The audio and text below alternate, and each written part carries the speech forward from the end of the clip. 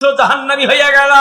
বান্দা বলবে, আল্লাহ কি করেন আপনি? আল্লাহ দুনিয়ার জমিনে আপনি কেমন করে আমাদের কাছে ঔষধ খাবার চান, আপনি কেমন করে খানা খাবার চান, আর দুনিয়ার জমিনে তো আপনি আমাদের কাছে গিয়ে চান নাই।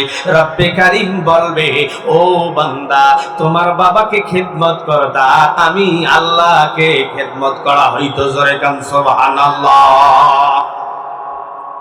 মায়ের পদতলে সন্তানের বেহেশত। সেই মা দোয়া করছে, হাফেজে কোরআন বলে আল্লাহ আছে, কোরআন নাজিল করছে আল্লাহ, সবগুলোর দায়িত্ব আল্লাহ নিছে। আমি এখন ডনকে আপ লা খাউফুন আলাইহিম ওয়ালা হুম ইয়াহজানুন।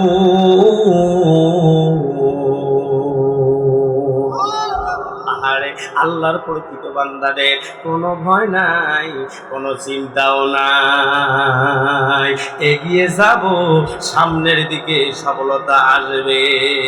চিৎকার করে বলেন ঠিক না বেটি? আল্লাহর বান্দা ছোট মানুষ, এইবার আল্লাহর পক্ষ থেকে একটা লাইট ফোকাসিং হলো, একটা লাইট ফোকাসিং, ওই যে লাইট দেখা যায়, কারণ যারা ইমানদার মানবে যারা জান্নাত পাইবে তারা। ঠিক না বেঠি? কোরআন মানবে যারা ভালো পাইবে তারা।